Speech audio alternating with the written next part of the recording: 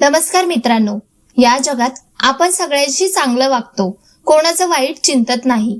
तरीही काही लोक विनाकारण आपल्या वाटेला येतात. कधी शब्दांनी तर कधी वागण्यातून आपला अपमान करण्याचा प्रयत्न करतात. अशा वेळी डोकं शांत ठेवणं कठीण असतं.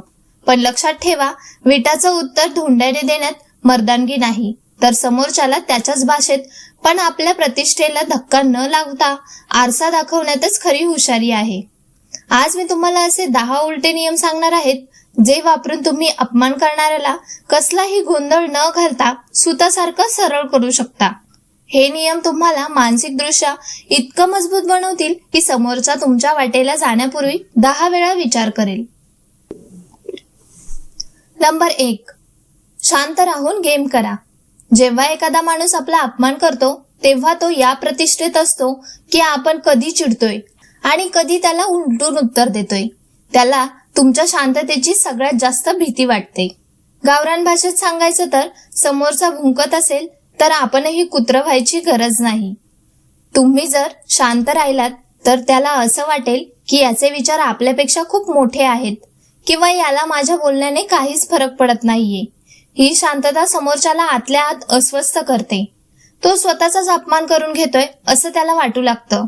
तुमचं मौन हे जगातील सर्वात मोठं उत्तर आहे, कारण जे काम तुमचे शब्द करू शकत नाहीत ते तुमची शांतता करून जाते. त्यामुळे कोणाशीही हुज्जत न घालता फक्त शांत राहून आपला संयम दाखवून द्या. समोरचा आपोआपच चाकावर येईल. नंबर 2. डोळ्यात डोळे भिडवा. जर कुणी तुमच्याशी फालतूपणा करत असेल तर त्याच्याशी वाद न घालता फक्त त्याच्या डोळ्यात स्थिरपणे बघा.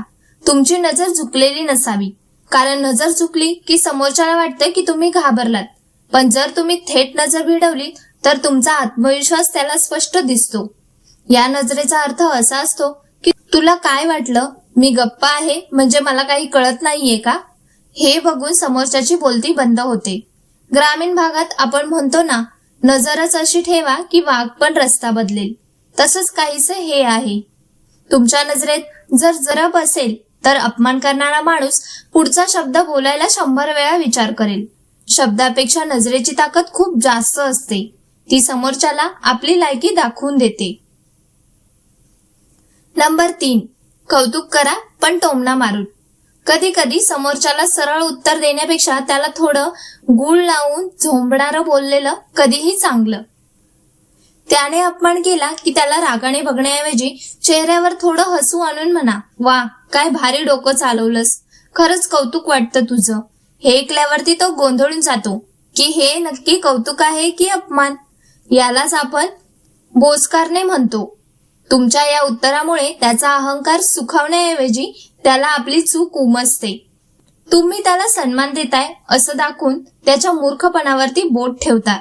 यामुळे वादही होत नाही आणि त्याला आपली जागाही कळते. समोरच्याला वाटतं की आपण याला खाली खेचतोय, पण तुम्ही तर त्याला वरून पाडता. ही पद्धत अत्यंत प्रभावी आहे, कारण यात तुमचा दर्जा खाली येत नाही. नंबर 4. पुन्हा बोलायला लावा. अपमान करणाऱ्याला सर्वात मोठी चपराक म्हणजे त्यालाच त्याचे शब्द पुन्हा उच्चारायला लावणे. जेव्हा कोणी काही वाईट बोलतं तेव्हा अगदी नम्रपणे विचारा, सॉरी, जरा पुन्हा सांगता का, नीट ऐकू नाही आलं. जेव्हा माणसाला एखादा घाणेरडा शब्द दुसऱ्यांदा बोलायचा असतो तेव्हा त्याची तीव्रता अर्धी झालेली असते. त्याला स्वतःलाच जाणवतं की आपण काहीतरी चुकीचं बोललेलो आहोत. ग्रामीण भाषेत सांगायचं तर चिखलात पाय पडला तर तो धुवायला मेहनत लागतेच. तसंच त्याला त्याचे शब्द पुन्हा बोलायला लाज वाटते. यामुळे त्याचा आत्मविश्वास खचतो आणि तो पुढचा अपमान करायला धजावत नाही. तुमच्या या एका साध्या प्रश्नामुळे समोरचा स्वतःच्याच शब्दात अडकून पडतो. नंबर 5. त्याचीच कीव करा. दया दाखवा. जर कोणी तुमचा अपमान करत असेल तर त्याचा अर्थ असा की त्याचं स्वतःच आयुष्य सुखात नाहीये किंवा त्याच्या विचाराची पातळी खूप खाली आहे. अशा वेळी संतापण्याऐवजी त्याच्याकडे बघून थोडी दया दाखवा. बिचारा कोणास ठाऊक घरात काय त्रास असेल, याला म्हणून असं वागतोय, असा भाव तुमच्या चेहऱ्यावरती असू द्या. त्याला सांगा की मला तुझी खरंच कीव येते की तुला असं बोलावं लागतंय. तुमची ही दया त्याला जाळण्याऐवजी जास्त प्रभावी ठरते. कारण तुम्ही दाखवून देता की तुमचा दर्जा त्याच्यापेक्षा खूप वरचा आहे. समोरच्याला वाटतं की तो शक्तिशाली आहे, पण तुमची दया त्याला कमकुवत असल्याचं सिद्ध करते. यामुळे तो माणूस तुमच्यापासून लांब राहणंच पसंत करेल. नंबर 6, दुर्लक्ष म्हणजे मोठा अपमान. सगळ्यात मोठी शिक्षा म्हणजे कोणाकडे तरी पूर्णपणे दुर्लक्ष करणं. तो माणूस समोर उभा राहून ओरडत असेल, पण तुम्ही जर असं वागलात की जणू तो तिथे आहेच नाही, तर त्याचा इगो पूर्णपणे धुळीस मिळतो. आपल्याकडे म्हण आहे, हत्ती चालतो तेव्हा कुत्री भुकतातच. त्यामुळे त्या भुंकण्याकडे लक्ष न देता आपल्या धुंदीत राहणं हीच खरी मर्दानगी आहे. तुम्ही जेव्हा त्याला महत्वच देत नाही, तेव्हा त्याचं अस्तित्वच धोक्यात येतं. दुर्लक्ष करणं म्हणजे त्याला हे सांगणं की माझ्या आयुष्यात तुझी जागा कचऱ्याच्या डब्यापेक्षा जास्त नाहीये. ही पद्धत समोरच्याला इतकी झोंबते की तो पुन्हा कधीच तुमच्या वाटेला जात नाही. तुमची ऊर्जा अशा लोकांसाठी खर्च न करणं हीच खरी हुशारी आहे. नंबर 7, शब्दांची सर्जरी करा. कधी कधी जास्त न बोलता मोजक्याच आणि नेमक्या शब्दात उत्तर देणं गरजेचं असतं. समोरचा 10 वाक्य बोलला तरी तुम्ही फक्त एकच असं खुपणारं वाक्य बोला की त्याची पूर्ण हवा निघून जाईल. यालाच आपण शब्दांची तलवार म्हणतो. पण हे करताना शिवीगाळ न करता अगदी शांतपणे बोला. तुझ्या संस्काराची ओळख तुझ्या शब्दातून मिळते. एवढंच एक वाक्य सुद्धा समोरच्याला आरसा दाखवण्यासाठी पुरेसा आहे. तुमची शब्दरचना ही अशी हवी की त्याने जखम न होता सुद्धा समोरच्याला झोंबलं पाहिजे. यामुळे तुमची प्रतिष्ठा पण जपली जाते आणि समोरच्याला त्याची लायकी सुद्धा कळते. नंबर 8, स्वतःला वरचढ ठेवा. अपमान करणाऱ्यांचं ध्येय हेच असतं की तुम्हाला मानसिक दृष्ट्या तोडणं. जर तुम्ही आपला आत्मविश्वास ढळू दिला नाही आणि चेहऱ्यावरती एक छान हसू ठेवलं, तर त्याचा पराभव तिथेच होतो. तुम्ही कितीही संकटात असलात तरी समोरच्याला हे कधीच कळू देऊ नका की त्याचं बोलणं तुम्हाला लागतंय. उलट तुम्ही अजून जास्त ताठमानेने वागा आणि स्वतःच्या कामात प्रगती करा. तुमची प्रगती हीच तुमच्या शत्रूसाठी सगळ्यात मोठं दुःख असतं. यश असं मिळवा की टाळ्या वाजणाऱ्यात तुमचा अपमान करणारे सगळ्यात पुढे असतील. तुमचा आत्मविश्वास हीच तुमची सर्वात मोठी ढाल आहे, जी समोरच्याचे सगळे बाण निष्फळ ठरवते. नंबर 9, रिॲक्शन देणं बंद करा. माणूस तेव्हा जिंकतो जेव्हा तो समोरच्याला प्रतिक्रिया द्यायला भाग पाडतो. जर कोणी तुम्हाला चिडवण्याचा प्रयत्न करत असेल तर त्याला अशी तशी रिॲक्शन देऊ नका. तुम्ही जेवढं जास्त चिडाल तेवढं त्याला मजा येईल. पण जर तुम्ही थंड राहिलात तर त्याची सगळी मजा निघून जाईल. ग्रामीण भाषेत याला पाण्यावरची माशी म्हणता येईल. जिला आपण जितकं पकडायला जातो तितकी ती जास्त उडते. तुम्ही शांत राहून त्याचा खेळ बघत राहा.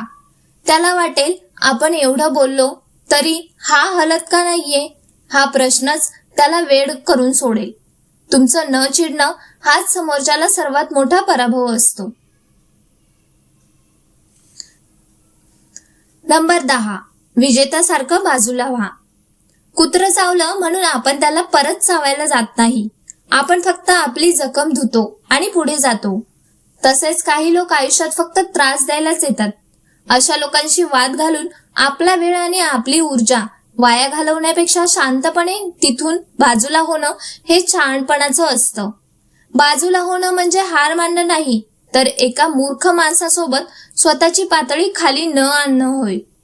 तुमचं आयुष्य मौल्यवान आहे, ते अशा कचरा लोकांसाठी वाया घालू नका. आपल्या ध्येयाकडे लक्ष द्या आणि मोठ्या मनाचा दाखला देत त्यांना त्यांच्या नशिबावर सोडून द्या. जे लोक दुसऱ्यांचा अपमान करतात त्यांना नियती कधी ना कधी धडा शिकवतेच. तुम्ही फक्त आपले संस्कार जपून पुढे चालत राहा. तर मित्रांनो, हे होते ते 10 नियम जे तुम्हाला गर्दीत आणि आयुष्यात एक वेगळी ओळख मिळवून देतील. अपमान पचवणं ही कमजोरी नाही, तर तो शांतपणे हाताळून समोरच्याला त्याची लायकी दाखवून देणं ही खरी ताकद आहे. लक्षात ठेवा, तुमची प्रगती आणि तुमचं यश हाच तुमचा अपमान करणाऱ्यासाठी सर्वात मोठा बदला असतो. त्यामुळे अशा लोकांवर आपली ऊर्जा वाया घालवण्यापेक्षा स्वतःला इतकं मोठं बनवण्यावरती लक्ष द्या की उद्या तुम्हाला भेटण्यासाठी त्यांना रांगेत उभं राहावं लागेल. जर तुम्हाला हे विचार पटले असतील तर आपल्या आयुष्यात याचा वापर नक्की करा आणि कोणालाही आपला स्वाभिमान तुडवण्याची संधी देऊ नका. स्वतःवर विश्वास ठेवा आणि ताठ मनाने जगा. धन्यवाद.